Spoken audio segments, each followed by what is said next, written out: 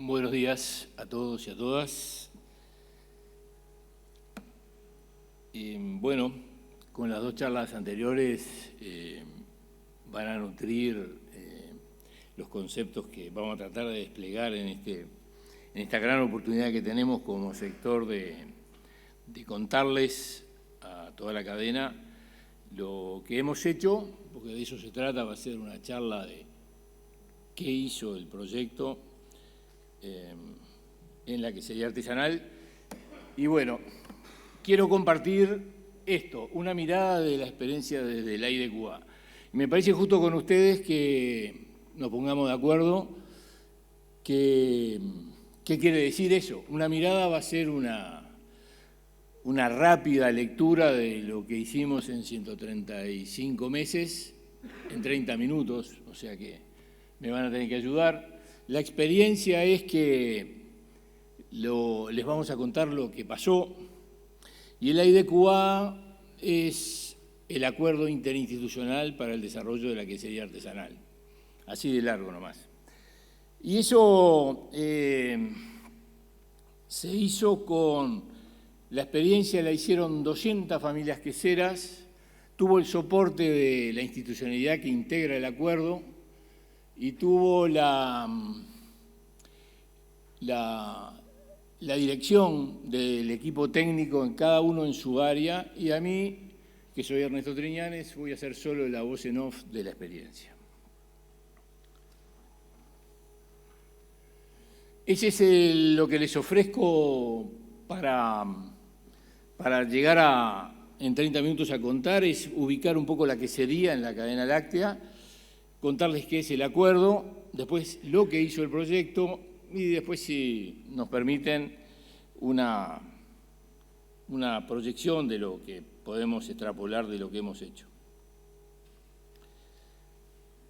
Así que vamos a empezar con la quesería artesanal. Definamos lo que es la quesería artesanal. Es aquel establecimiento, la quesería es el queso artesanal, está considerado en función de que la leche obtenida en un predio es elaborada por el propio predio, y ese predio puede ser individual, familiar o asociativo. Y en su gran mayoría son productores familiares que tienen una definición específica.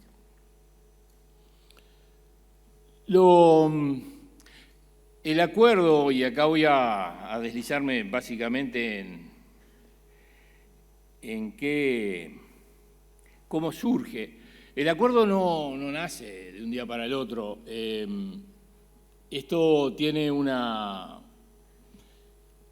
historia, una geografía, que es el arroyo Cufré, que es el eje de la zona núcleo de la quesería artesanal. Esto arranca en 1870 y rápidamente desde la zona del este de Colonia se expande a San José, y saltando un poco el tiempo, alrededor de los años 2000, fines de la década del 90, cuando Brasil era una gran aspiradora a productos lácteos, las fuerzas productoras se empiezan a juntar justamente en ese eje, y creo que se empezaron a reunir y apareció la aftosa. Eso fue una situación que generó que empezaran a delinear un programa regional de desarrollo de la quesería artesanal para el este de Colonia y San José. Hubieron proyectos PACPymes, se formó la Mesa del Queso, que fue la entidad anterior a lo que hoy está en el acuerdo, que es la Asociación del Queso Artesanal. Hubieron convenios con el MGAP y surge el INALE también. La estrategia desde el INALE y de las demás entidades fue un diagnóstico participativo, con identidad, con instrumentos diferenciados, y ya la inclusión de género, juventud y territorio. La ley de lechería le da ese rol articulador al INALE, que es lo que lo pone en este proyecto a liderarlo técnicamente y administrativamente.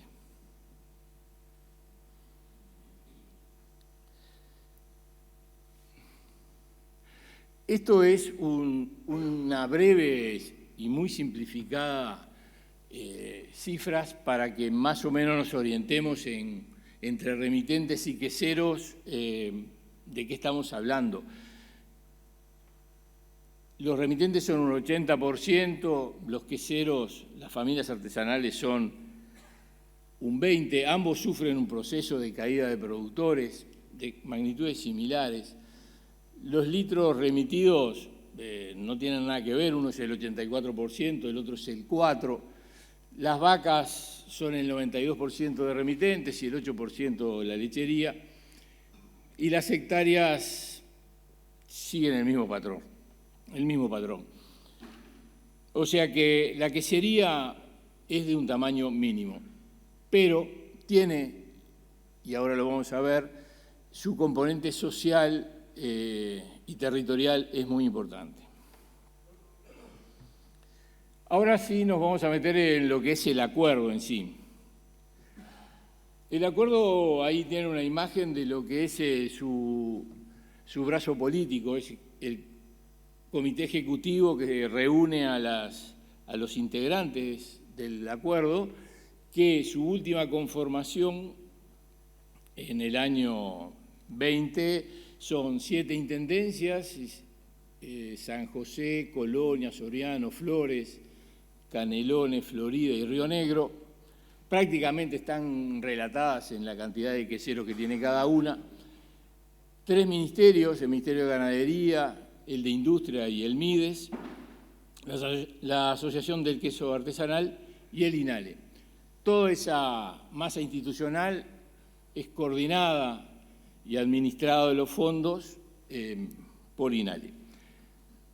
La estructura es básicamente una reunión mensual, un comité ejecutivo que se reúne una vez por mes, después un equipo técnico central, que ellos son los técnicos que organizan un poco la jugada. Eso fue variando desde su creación, y los técnicos de campo, que son el brazo del proyecto en el campo. Cuando yo les dije 135 meses, esto quiere decir que arrancó efectivamente a fines del 2013 y está culminando su tercera fase en estos días. Las fases fueron de 3 años cada uno, con periodos de incertidumbre entre una y otra, pero siempre se continuó. Creo que estamos en esa fase de incertidumbre y la empezamos a navegar ahora. El equipo técnico está compuesto por 16 técnicos, ingenieros agrónomos 9, veterinarios 4, técnicos lecheros 2 y un técnico social. La innovación que introdujo este proyecto en el año 2013-14 fue la incorporación de la mirada social y la de elaboración a nivel de las queserías. Y bueno, estamos bastante igualados en la cuestión de género.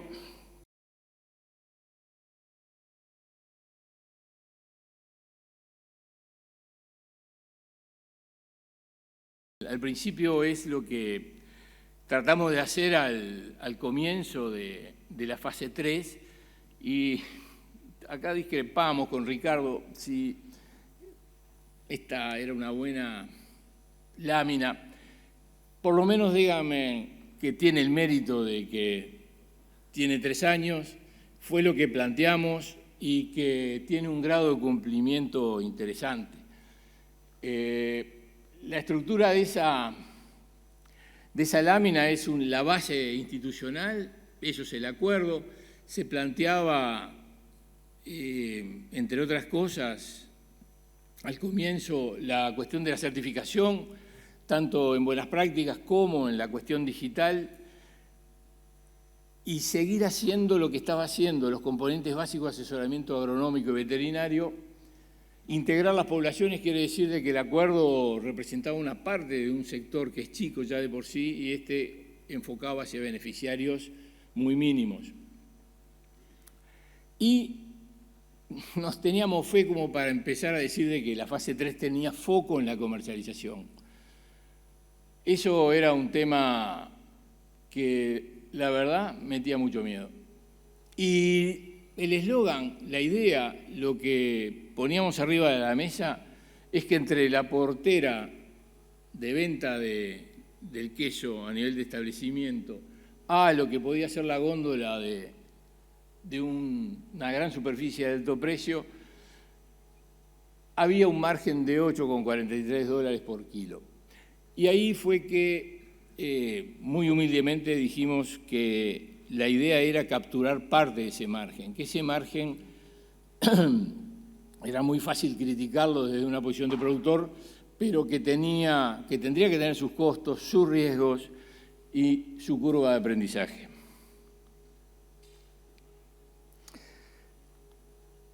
Lo que les voy a presentar ahora es el proyecto en sí,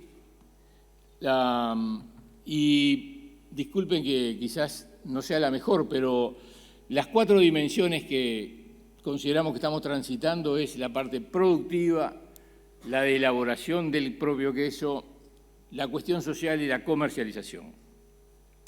Y en forma subsidiaria hay proyectos complementarios que se fueron generando por la propia curiosidad del proyecto.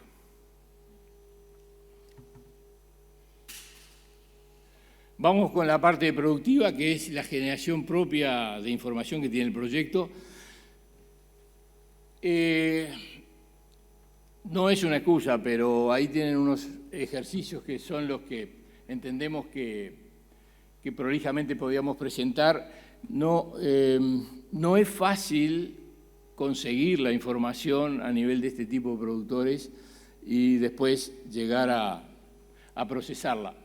Pero para que tengan una idea de evolución de lo que podría ser, prácticamente ahí incluye toda la fase 3, hay un ingreso de capital interesante que ha ido creciendo desde $618 a $1.061.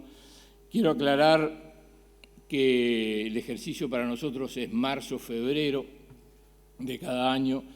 Y la otra característica que tiene este tipo de establecimientos es su baja relación insumo-producto, que como ven es realmente baja.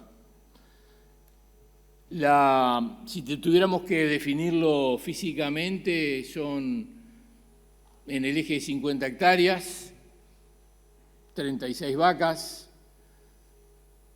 y una producción discreta, 15, 17 litros promedio. Eso da lactancias en el eje de los 5.500 litros, cargas relativamente interesantes de 1,10 vacas. Y bueno, eso es en esta lámina lo que pretendemos hacer es mostrarles un poco la evolución del accionar en la parte más tradicional del asesoramiento de los productores y mostrarles los números que tenemos físicos y económicos. Los resultados que nos dan en la parte económica tienen que entender de que hay queseros artesanales puros, pero muchos remiten una proporción variable en forma estructural, y además también incide el precio del queso y de la leche, en que hay veces que los productores vuelcan más remisión a la industria, más allá de lo que ellos definan como estructural, que dejar libre el fin de semana, que la capacidad instalada no alcanza y entonces remiten el exceso de producción. Por eso aparecen 3 precios. De todas maneras,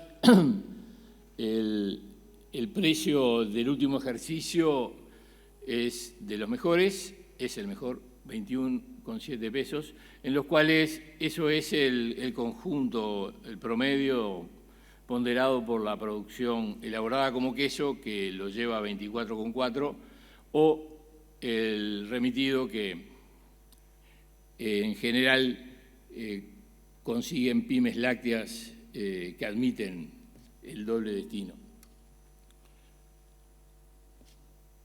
El queso, como ven, lo más interesante es de que realmente ha tenido dentro de la gestión de estos productores un incremento en los 6 ejercicios, pasando de 141 pesos el kilo. La producción de quesos se maneja en pesos, es muy raro que utilice el dólar como moneda de referencia, y lo eleva a 232. Aparentemente, más allá de lo que vean en las góndolas, los precios tienen como una tendencia a parecer estancados, pero el productor en sí pudo, de acuerdo a acciones del proyecto, básicamente modificando el tipo de queso elaborado y la calidad, mejorar, capturar parte de ese precio.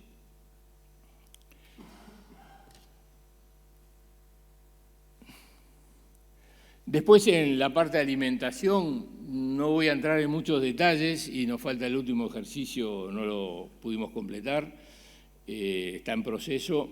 Lo que sí pueden ver es la tendencia a tener un incremento en el consumo de ración, eso lo habilita el precio por litro y el precio relativo de los granos y la confianza en usar más concentrado. Y el aumento de reservas, del uso de reservas. El pasto está relativamente estabilizado. Bien, cuando voy a pasar a la parte de elaboración, ahí voy a englobar una cantidad de aspectos, porque si bien hemos avanzado en certificación de un tipo de procesos y otra de procesos técnicos específicos, un gran debe que tenemos es que no supimos hacer la evolución de un índice de calidad. Entonces, me voy a tener que manejar con las cuestiones que van a ver allí. Perdón. Y creo que lo que van a ver a partir de ahora es una secuencia de fotos en el cual está la situación anterior y la situación actual o relativamente actual, en la cual quiero terminar después con unos números cuantitativos respecto al comportamiento del sector. Eso es una situación muy pobre de ordeñe, también de elaboración. Después voy a explicar el proceso que hay en la tina de doble pared de la derecha de ustedes. Esa es la sala de moldeo, las prensas,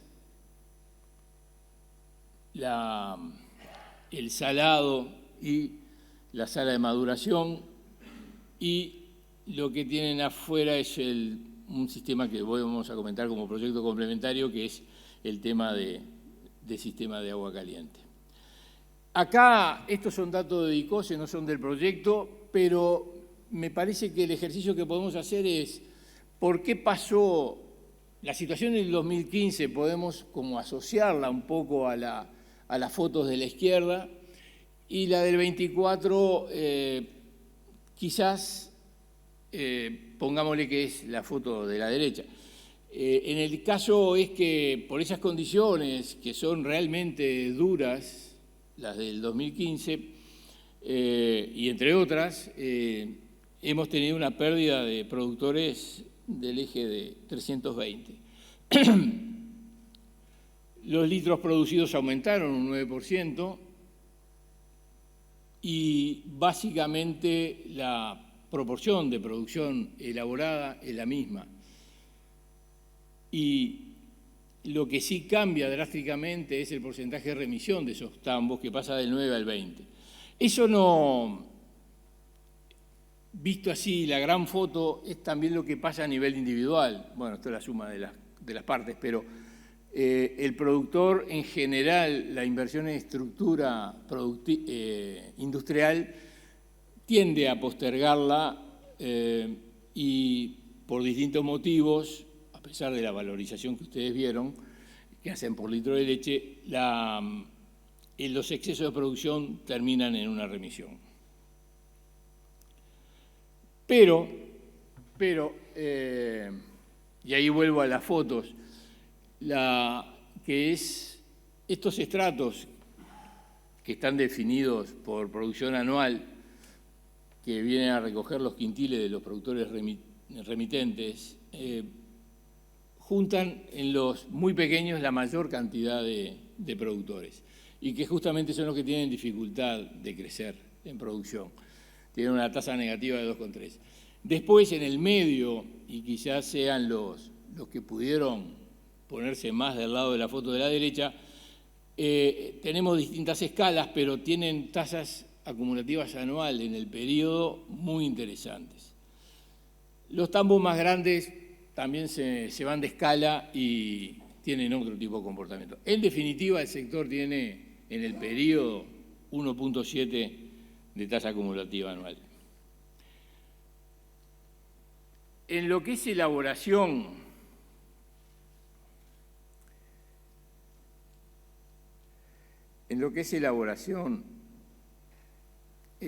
quiero comentar de que los productores que están involucrados en el proyecto a esta final de la fase 3 es en el eje de 150. Hay otra categoría que se puede agregar, pero que tiene menos participación. Podemos decir que son 150 activos, de los cuales 30% son colonos, y acá no todos producen en base a leche de vaca. Tenemos un 94% producen leche de vaca, el 3% oveja y el 3% cabra. Y después las elaboraciones en algunos casos es con leche mezcla. La cuestión es de que este conjunto de productores tiene una habilitación promedio y de manera dura, está habilitado o no está habilitado y no considera las posibilidades de estar en trámite, del 52%. El proyecto cuando empezamos estaba en el 15%, llegamos a un pico de 67% y bueno, no supimos mantener el ritmo. Pero no solo es, la cuestión de habilitación no solo es una cuestión de concepto y de voluntad, implica inversión, y las últimas cuentas que teníamos sacadas en el año 20 había un stock de necesidad de unos $550.000 en inversión en mampostería, llamémosle, que es lo necesario para que los productores accedan a habilitar. Y el proyecto generó un interesante índice que es el IEH, que es el índice de inversiones para alcanzar la habilitación, que facilitó mucho ese número de 550 porque no solo decía si estaba habilitado, sino a cuánto estaba de habilitarse y ponderaba la necesidad de inversión por tramo de construcción del índice. Lo que fue fundamental en esta etapa de elaboración fue la capacitación. Acá el productor, que probablemente sea de los que mejoró precio, introdujo una forma de elaborar de una vez por día, 2 ordeñes, una sola elaboración. Introdujo el colonia para los momentos de menor producción, de mayor demanda, y en los excesos elaborar el semiduro. Y eso se logró con capacitaciones ajustadas a los tiempos de los productores. Eso quiero decirle que fue bastante dura la batalla para llevar las capacitaciones a horarios centrales y salir de las tardecitas, porque realmente planteamos capacitaciones cortas, compactas y con el mensaje de que los productores se llevaran 1 o 2 cosas para las casas. Y eso fue lo que valoraron y justamente en el tema de elaboración es de alto impacto. Cuando tú das un conocimiento y lo aprenden, el resultado es prácticamente inmediato. Y ahí entramos en otro tema que es lo innovador de este proyecto, que fue la situación de que en el año 2013 se introdujo la cuestión social y la elaboración. Bien, en todos los procesos en todos los procesos se necesita confianza entre el técnico y el productor. A veces se exagera mucho ese tránsito, pero lo que sí pasó es de que lo técnico en lo agronómico veterinario lleva mucho tiempo. Y como les decía, en la elaboración logramos impactos que generaron confianza a la estructura del proyecto. Y eso también empezó a alimentar la confianza para dos procesos mucho más complicados que si sembrar o preñar la vaca, que es la cuestión social y la cuestión comercial. Y la parte social, tuvimos una etapa de entrenamiento entre fase 1 y fase 2, y en la fase 3 como que logramos llegar a la confianza de los productores, porque abrirse no es un proceso sencillo, lleva un gran tiempo, casi toda la vida, y lo que empezamos a descubrir, más allá de lo maravilloso del proceso, no fueron cosas tan agradables. Y que me permito decir de que esas cuestiones son quizás lo que teníamos subestimado respecto a la adopción de tecnología. Son cuestiones que afectan a toda la cadena de decisión. Y entonces, eso más la comercialización, que era bastante ambicioso, meterse en el bolsillo de la gente, llevó su tiempo. Y por eso lo estamos haciendo de la mitad de la fase 3 en adelante recién.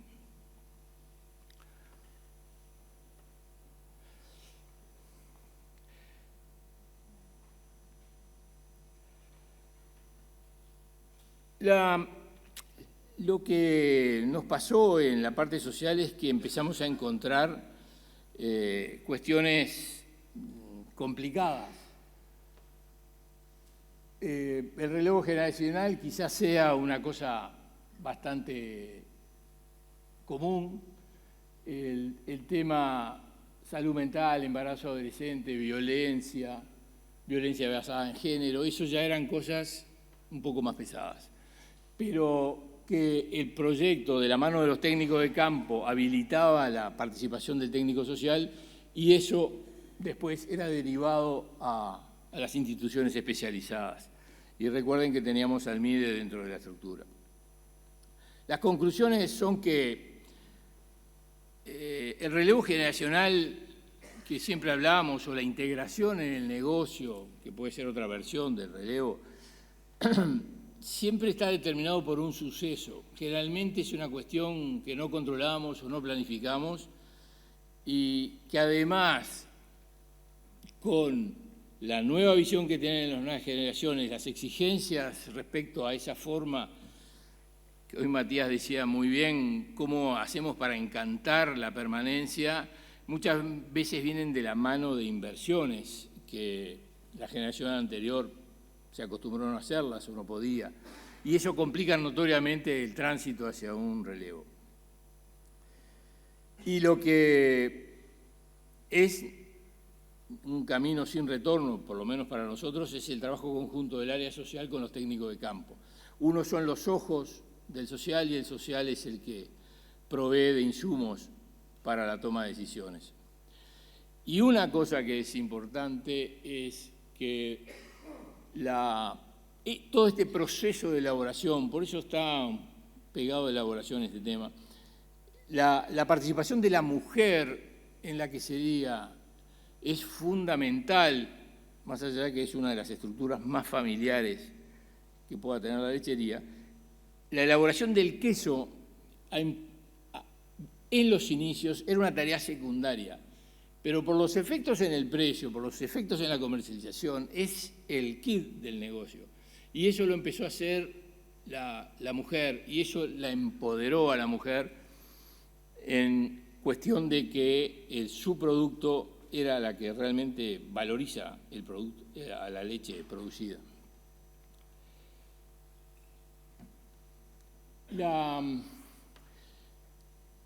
Voy a pasar al tema comercialización.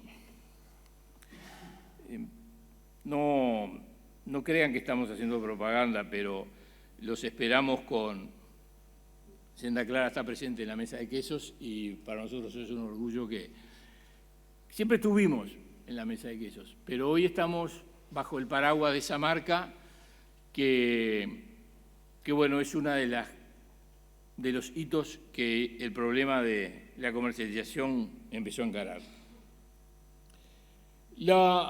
Esto ya lo saben, uno de los grandes problemas que tienen estos productores es en los canales tradicionales, siempre tienen condiciones menos favorables para que el resto de la oferta, porque están atomizados, porque no tienen información, porque tienen otros costos, porque no tienen tiempo. Entonces, la captura de margen o reducir la intermediación, pero no tomen la intermediación como un factor negativo, digo, es achicar el margen de una intermediación que puede ser buena o mala, a veces siempre necesaria, y la idea de poder vincular a los productores con los consumidores finales. Son dos estrategias de acceder al mercado. Y acá hay un proceso que está bueno para analizar, y yo no lo tengo del todo claro. En este tema, si bien costó mucho juntar a los productores, porque este es el grupo de gente que empezó cuando hablamos de que nos íbamos a juntar para comercializar mejor, y después terminamos 15. O sea que es un tema importante, pero por algún motivo no supimos encantar o no nos pudieron seguir el tren. Y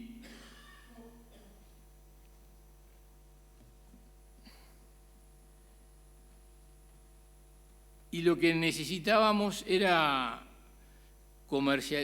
el tema es de que los productores acá empezaron con un proceso virtuoso, a mi entender, es que se comprometieron, salieron de la estructura de subsidio del proyecto y empezaron a poner una energía de que, bueno, si esto es por plata, vamos a poner plata. Y se comprometieron con dos cosas: a un periodo de prueba del proyecto de comercialización, comprometiendo hasta el 10%. Nosotros no podíamos prometer grandes resultados, o sea que iban a seguir vendiendo como vendían, solo que alentábamos a que podía haber una alternativa. Y que ponían el 10% y que aguantábamos un año. Si al año esto no funciona, me da un poquito de miedo porque estamos cerca,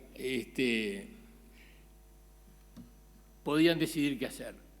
Pero el proceso, bueno, terminó con esa marca, está trabajando en exposiciones, en dos, como les dije, dos vertientes del negocio: aspirar a la gran superficie, que estamos vinculándonos fuertemente con ella, y después la venta de cercanía en 3 locales, en Colonia del Sacramento, en Ciudad de la Costa, y en Paraje del Rey, en Colonia.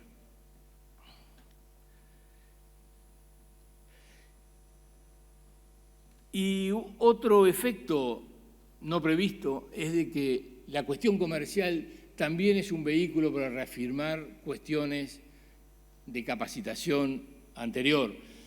La cuestión de la sanitización, cuando empezamos a querer jugar en primera, obliga a que las rutinas aprendidas, mejor o peor, y a veces mejor o peor aplicadas, pasen a ser una limitante. Y también eso es una cuestión de fricción, porque ahí el productor necesita tener el bagaje como para aceptar de que tiene que hacer las cosas cada vez mejor, y eso cuesta tiempo, plata, y a veces no consigue los resultados, pero la convicción de que más adelante hay una mejor posibilidad de negocios es lo que los mantiene. Bien, eso es más de Senda Clara. Y esto se lo puse acá porque me parecía que estaba más en la parte de la comercialización que en la descripción del sector en sí mismo. Esto es la participación en el mercado interno, que es el único lugar de venta que tiene la quesería artesanal respecto a sus competidores, que es el queso industrial y el importado, que es un nuevo invitado a la mesa del mercado interno y que, si bien estamos mostrando solo 2 ejercicios, créanme que viene desde 0 hasta el 6% y creciendo todos los años. El artesanal está entre el 19 y el 20% y el industrial tuvo una pequeña caída probablemente por los problemas de ciertas industrias en el último tiempo. De todas maneras, estamos hablando de un tamaño de mercado en el eje de las 46.000 toneladas, 46, 45.000 toneladas, en el cual nosotros, Senda Clara tiene que batirse en ese 19-20%. Bueno, esto es una... Si a Ricardo no le gustaba la otra, esta menos le va a gustar. Porque ahí no es que ponga la teoría del caos, pero son proyectos complementarios. Ahí me voy a permitir arrogar de que el proyecto es curioso, se planteó cosas que no estaban previstas y empezó, acá hay un caso de política pública digna de seguirlo en una publicación o en un caso importante, porque de la mano de la normativa de seguridad de Ursea en calderas de agua caliente, que fue, cuando les dije aquel momento de crecimiento, era el estatus técnico era tener una caldera con sistema de presión para generar vapor. A partir de esa política pública que ya había entrado en etapa punitiva, empezamos a evaluar la posibilidad de elaborar queso con tina de doble camisa y en baño de agua caliente. Eso fue bastante criticado. Allá a la izquierda tienen la caldera en cuestión, ese era el criminal, y arriba tienen el quemador, la hornalla, con la que normalmente se calienta, a gas. Al principio eso lo hacían con leña los productores, y cuando en 2014 empezamos había varias queserías a leña, ahora ya no. Ese proyecto también medimos la intoxicación por monóxido de carbono, que sí se da en esas condiciones y en invierno por mal funcionamiento de ese aparato. Ahí nos acompañó el Hospital de Clínicas. El sistema de calderas de agua caliente lo que generó en todo ese lío de esquemas fue que nos fuimos entusiasmando y comprobamos que funcionaba, que era notablemente más eficiente en energía, absolutamente más seguro para los operarios, y dijimos, ¿por qué no, que estaba planteado para calderas grandes, no lo pensamos para productores más chicos? Y bueno, ahí me comí el error de que los chicos siempre crecen, entonces, o quieren crecer, entonces cuando planteamos una caldera más chica, empezó a quedar chica. Pero de todas maneras, el modelo que está allá a la derecha es una caldereta supergas que se adapta a tinas bastante más chicas y producciones más chicas. Y eso generó que después que teníamos eso, pusimos sensores para evaluar ciertos pasos de la elaboración y esos sensores generaron información. Y después dijimos, ¿qué hacemos con esa información? Y esa información después la digitalizamos y llegamos hasta un punto, y ahora tenemos que ver si podemos escalarlo, que hubo procesos de certificación con tecnología blockchain que generaba la posibilidad de ofrecer información inviolable al consumidor. Pero lo importante de eso no fue eso, fue un subproducto, que toda esta tecnología de automatización, sensores, generó una producción más limpia, un acceso a la sala de elaboración menos veces, porque el sensor limitaba los procesos, y eso repercutió en la calidad. Y sobre todo en el tiempo dedicado por kilo de queso elaborado. Y hoy los productores que lo tienen, que son familiares, que es el recurso más caro, el tiempo de los productores familiares, que no es transferible, no elaborarían de otra manera que no fuese con esos sistemas. O sea, eso es un lindo caso de trabajo, que estaría bueno que pudiera evolucionar. Como no sé cómo estoy de tiempo, Mateo, yo creo que el proyecto, para ir cerrando, es un articulador de llegada de política pública, es una gran pista para aterrizar líneas de financiamiento o líneas de política, y es un gran articulador por su conocimiento en el campo. El abordaje integral que les mencionaba, social, de elaboración, agronómico, veterinario, un brazo político efectivo, compenetrado, la gestión centralizada que hace el INALE. Imagínense en que aunar casi 10 culturas administrativas no es fácil, cada uno maneja los fondos de manera distinta y se logró, que no es nuevo, pero se logró que volcaran a un fondo común y lo ejecutara INALE en función de las pautas marcadas. Las capacitaciones fueron fundamentales para segregar y conocer la población. Generamos información propia, como les dije, nos consideramos curiosos y una de las cosas más importantes es que evaluamos a los técnicos que trabajaron con nosotros, pasaron muchos, quedaron menos y son técnicos locales, y generamos capital humano en quesería artesanal, que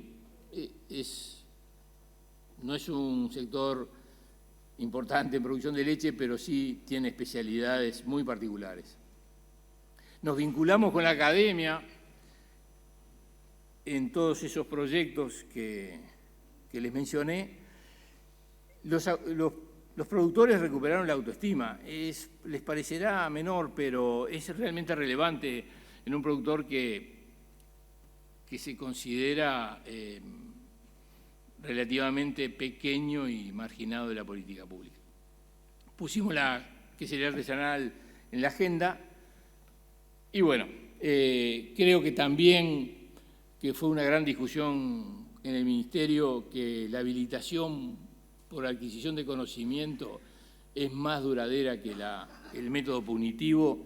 Eso creo que se demostró. Y bueno, y ahora nos queda que ese grupo humano se plantee quizás una fase 4, y por eso, esta no sé, Ricardo, pero de una manera lúdica nos planteamos qué interpretamos para adelante, de qué tenemos que hacer en un proceso complejo que lo transmitimos con palabras simples, que es un sector que tiene arraigo, que tiene dignidad, que a nivel de consumidor también se ha sofisticado, es un producto distinto, y el queso no es el semiduro y el colonia de antes, sino que hay opción para la creatividad y bueno, y tenemos una gran participación en lo que es la cuestión de la sostenibilidad, en lo que respecta al cuidado del agua, residuos, el manejo de los efluentes mediante biodigestores calza perfecto en la realidad de los queseros. De hecho, hay más de 10 funcionando y bueno, y creo que la certificación, cualquiera sea ella, va a dar un sustento de conocimiento al consumidor que es cada vez más sofisticado. Y a la hora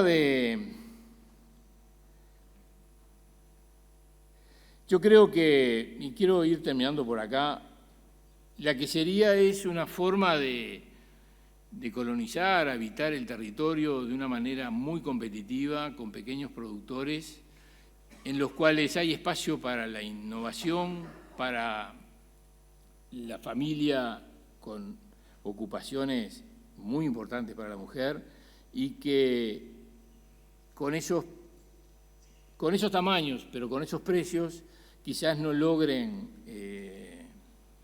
hacer mucho dinero, pero viven de una manera muy digna en su porción de territorio. Yo creo que lo que aplicamos en el proyecto, que es lo de brindar niveles de confianza a nivel de técnicos, a nivel de productores, está bueno que generemos la misma situación a nivel de desarrollo de la articulación, en confiar en los procesos, en generar, habilitar la innovación y apoyar las cosas que se están haciendo. Y bueno, también otra forma de aplicar el proyecto fue que hicimos muchas cosas con poquita burocracia y con impacto, pensamos nosotros, destinando la mayor cantidad del tiempo y los recursos al productor. Y bueno, esperemos que podamos seguir haciendo cosas. Muchas gracias.